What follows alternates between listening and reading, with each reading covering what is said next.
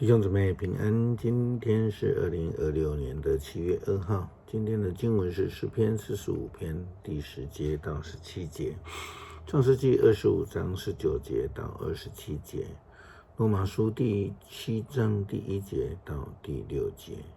今天要跟大家分享的主题是约之术。约定、誓约、契约都有其约束的效力以及内容。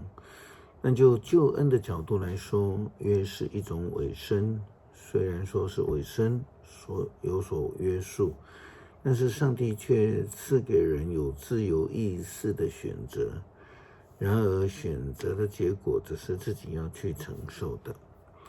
就如同以撒的双胞胎儿子中的老大以扫，他选择了那能够让他马上觉得饱足的红豆，而放弃了长子的名分。这是从创世纪25章19节到27节记载利百加怀孕的过程当中就已经是预言了。以下是有关于亚伯拉罕的儿子以撒的记载。以撒40岁的时候跟利百加结婚。利百加是美索不达米亚的亚兰人比土利的女儿，拉班的妹妹。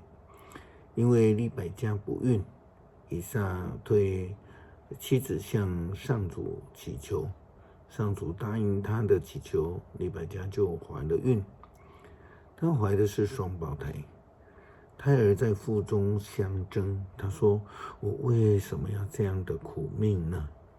她就求问上主，上主回答：“2个国家在你的肚子里，你要生出2个彼此敌对的民族，一个要比另外一个强，大的要服侍小的。”她的生产的时候到了，生了双胞胎。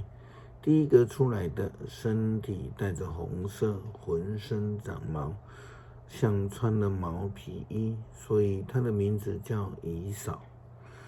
第二个出来的手紧紧地抓住以扫的脚跟，所以他的名字叫雅各。他们出生的时候，以撒60岁。2个孩子长大以后，以扫成为熟练的猎人，喜欢在户外活动。但是雅各比较好静，常常留在家里。保罗在写给罗马教会书信的当中，他论到了与上帝的约定，就如同是婚姻的约一样。这个约在彼此还有婚姻约的时候呢，彼此就有了约束。一旦丈夫死了，那妇人就成了自由之身，没有约的约束。这是预表耶稣基督让基督徒领受救恩的情形。就是当我们领受了基督的救恩之后呢，属于律法的那必死的罪就与基督同死，并且得到耶稣基督复活的救恩，与他同复活，就脱离了罪的约束。罗马书第7章第1节到第6节，保罗这样说道：“弟兄姐妹们，你们都是懂法律的人，所以你们一定会明白我所要说明的。法律对人的约束是活着的时候才有效力。举例来说，一个已婚的女人，只要丈夫还活着，在法律的约束之下，丈夫死了，她就不再受这种法律的限制。因此，丈夫活着的时候，她只要是跟别的男人同居，就会被当成是淫妇。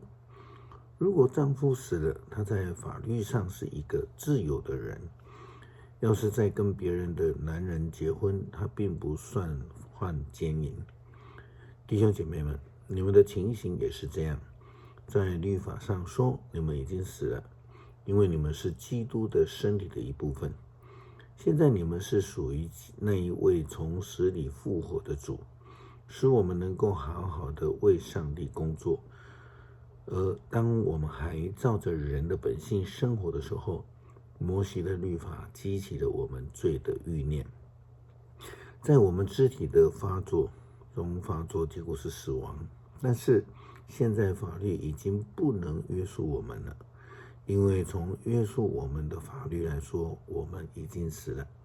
我们不再依照法律条文的旧方式，而是依照圣灵所新的指示来侍奉上帝。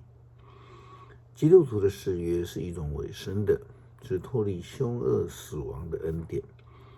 因为主耶稣基督宝血的救恩，基督徒就得以靠着圣灵而活，而侍奉上帝。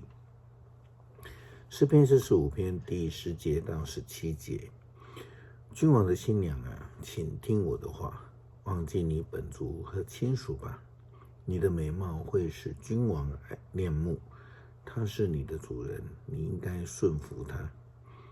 泰尔人要来向你进贡，富足的人要讨你的欢心。在宫室里，公主多么的美丽，她的衣裳用金线绣成，她穿着锦绣华服，被引到君王的面前，陪伴着他的兵将们也蒙迎见，他们都欢欣快乐，一起被引进了王宫。我的君王啊，你将有很多的子孙继承列祖的王位，你要令他们统治全世界。我的诗歌要使你的声誉永垂不朽，万民要永远歌颂你。感谢上帝赐下耶稣基督宝血的救恩，使我们能够领受并且得到复活的生命，使我们脱离罪的捆绑，得到自由的生命。感谢祷告，奉主耶稣基督圣名求，阿们。